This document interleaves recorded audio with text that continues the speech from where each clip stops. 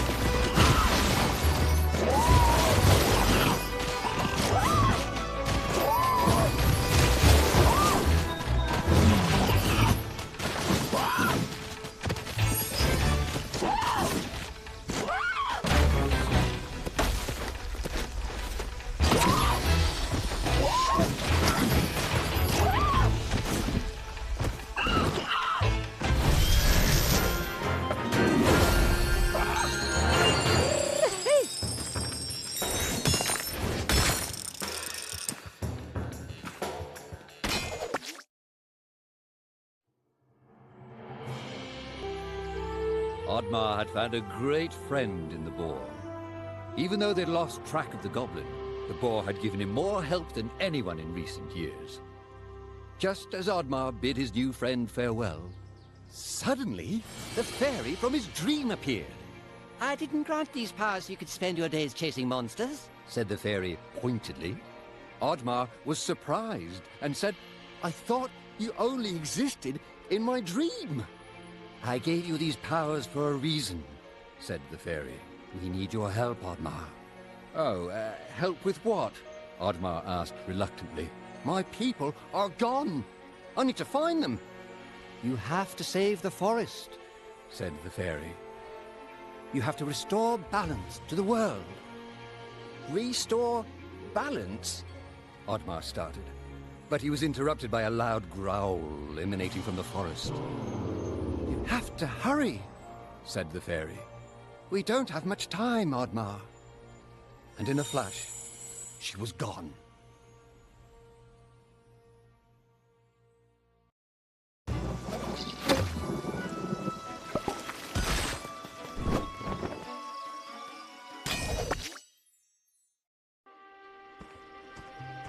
A troll.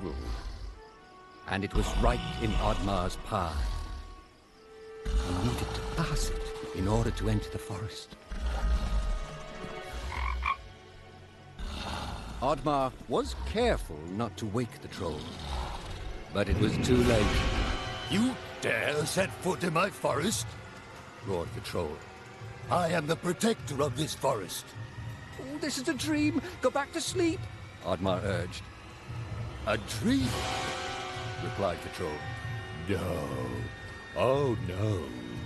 For you, it shall be a nightmare. You shall pay for what your kind has done to our home.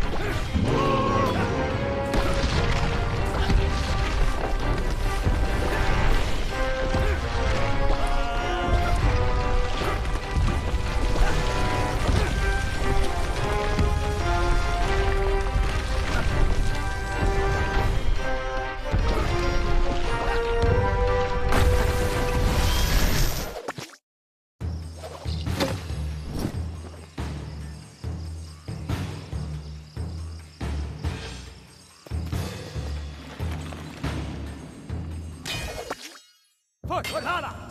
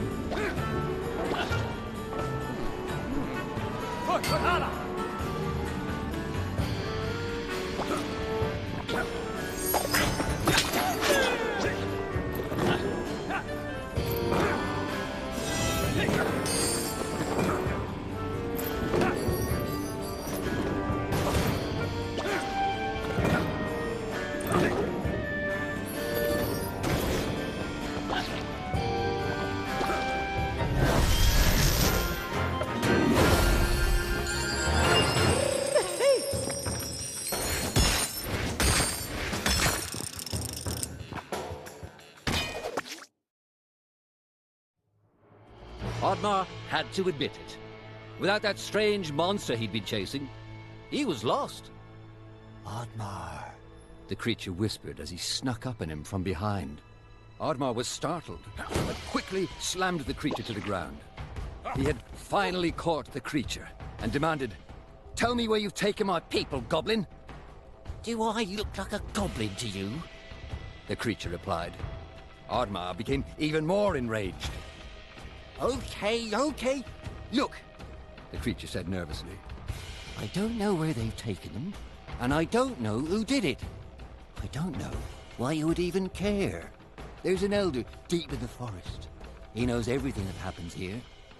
If they're in the forest, he'll know. Just down the river. All right, but if you're lying, you know I can catch you again, said Oddmar as he released the creature.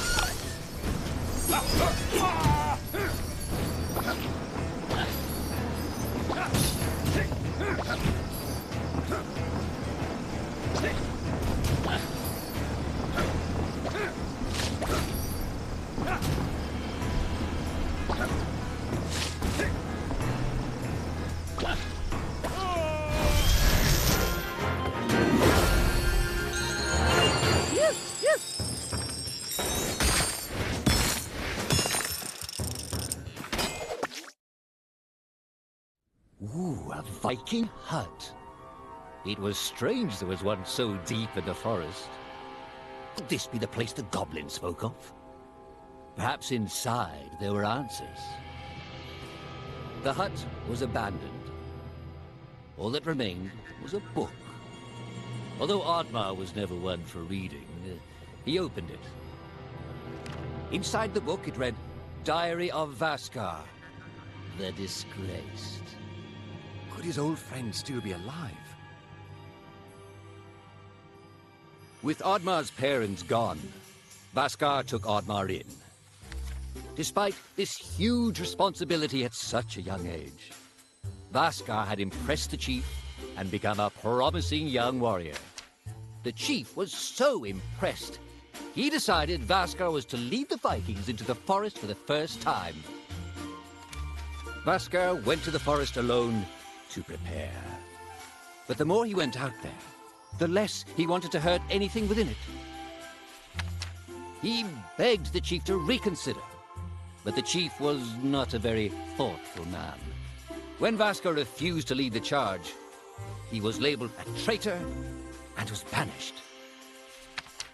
Much time passed, and a fairy visited Vaskar. A great threat to the forest was looming, and her people were in danger. She knew she could trust him with the great power to save the forest. He had no idea he was to fight the god of chaos. Vaskar was almost victorious, but Loki, in desperation, turned Vaskar's own powers against him. He was cursed, but Loki was driven from the forest for now. The curse was quickly consuming Vaskar, but the fairy could not help. Loki's hold on the forest and their magic was still too tight. The fairy asked if there was anyone else who could help. Vaskar was reluctant to put his friend in danger, but he had no choice. Oddmar always asked himself why he never went out there, why he was too scared to try and help his friend as he had helped him. He often thought about that. But where was Vaskar now? Perhaps his aunt laid further down the river.